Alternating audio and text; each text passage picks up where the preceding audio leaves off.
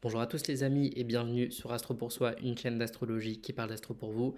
Sur cette chaîne, j'aide les personnes à comprendre leur dynamique relationnelle, leur schéma affectif, enfin bref, à y voir plus clair dans leur fonctionnement psychique grâce à l'étude de leur thème astral et à l'astrologie en général. Aujourd'hui, on va se pencher sur une question, sur une thématique, je dirais même sur une problématique qui est la peur de l'abandon. C'est parti. Alors la peur de l'abandon, elle prend sa source dans un sentiment qui est très archaïque, qui est présent dès l'aube de la vie humaine. Ce sentiment, c'est celui de la vulnérabilité. Vulnérabilité qui prend elle-même sa source dans la situation d'infériorité naturelle dans laquelle se trouve l'enfant au moment de sa naissance.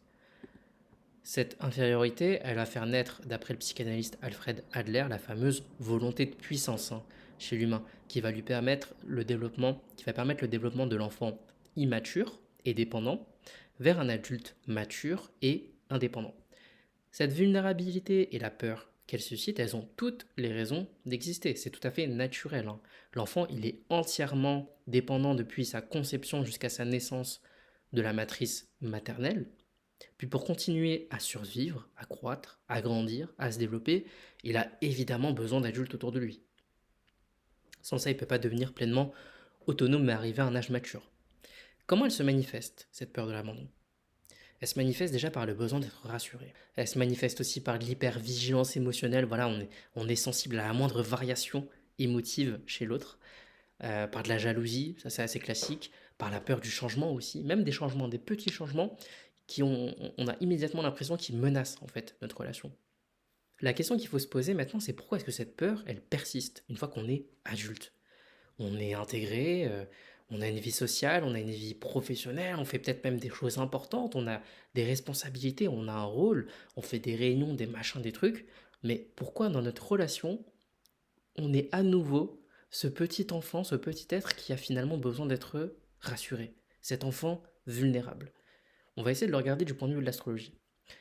Lorsqu'on parle de vulnérabilité, lorsqu'on parle d'enfant intérieur, lorsqu'on parle de besoins affectifs, évidemment, en astrologie, il faut regarder du côté de la Lune, en signe, en maison et surtout en aspect. Suffit de quelques mauvais aspects importants de la Lune pour déjà sentir cette peur de l'abandon s'ingrammer en nous. Si ce n'est pas des aspects dominants dans le thème, alors cette peur de l'abandon, elle peut se manifester, mais ce sera plus ténu et ce sera très situationnel, si je puis dire. Par contre, si ce sont des aspects dominants, alors là, il n'y a pas de doute, vous allez sentir immédiatement. La manifestation de cette peur-là, ça peut être très particulier, ça peut même être à l'opposé de ce qu'on pourrait croire. Ne pensez pas qu'un partenaire qui se montre agressif, vindicatif ou même détaché en apparence ne souffre pas à l'intérieur de lui de cette peur. Elle est juste étouffée sous des masques comportementaux et ça va se manifester avec voilà, des réflexes, des réflexes de protection assez primaires pour protéger un ego encore fragile. En astrologie, on dit que Vénus dirige Mars. C'est-à-dire que Vénus dit j'aime, j'aime pas, je veux pas, selon son système de valeurs qu'elle a établi.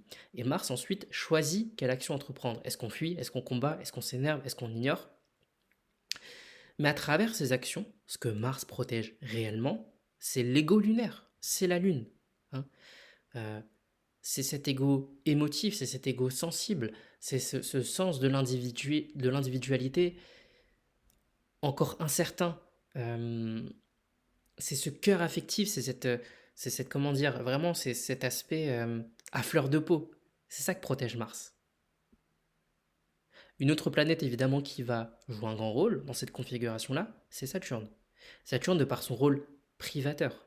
Alors attention, par contre, la force de Saturne, c'est toujours de nous apprendre que l'abondance, elle n'est pas extérieure, elle est intérieure. C'est l'abondance intérieure qui est réelle. Du coup, Saturne, elle vient titiller nos peurs, nos manques, jusqu'à ce qu'on prenne en charge ces manques-là, jusqu'à ce qu'on prenne en charge ces peurs. Sinon, ça va se projeter à l'extérieur, ça va être une espèce de, ça va se manifester sous une autorité subie. C'est lorsqu'on a pris en charge ces choses-là qu'on peut toucher à quelque chose de l'ordre de l'abondance intérieure parce qu'on est vraiment dans l'autonomie. Et enfin, une dernière planète qui est importante, c'est évidemment Pluton. Pluton, principe de métamorphose, principe de transformation, principe de mort, du coup principe de fin. Et quand on a peur de l'abandon, on a évidemment peur de la fin. On a peur de de la métamorphose et de la transformation que ça va nécessiter de faire face à la fin, de faire face à toute cette charge psychique, tout cet investissement émotionnel qu'on a mis sur la table et qui va nous revenir en pleine figure. On ne sait pas comment le gérer parce que ça va forcément nous laisser des traces. Toute séparation est vécue comme une petite mort psychique, donc évidemment, Pluton va rentrer en compte. Si ces questions vous parlent, j'ai récemment du coup publié un e-book, le premier e-book de la chaîne qui s'intitule Comprendre ses blessures relationnelles grâce à l'astrologie, dans laquelle on explore plus en profondeur les schémas amoureux, la dépendance affective, la peur de l'abandon, pas mal de dynamiques relationnelles qu'on le retrouve dans sa vie.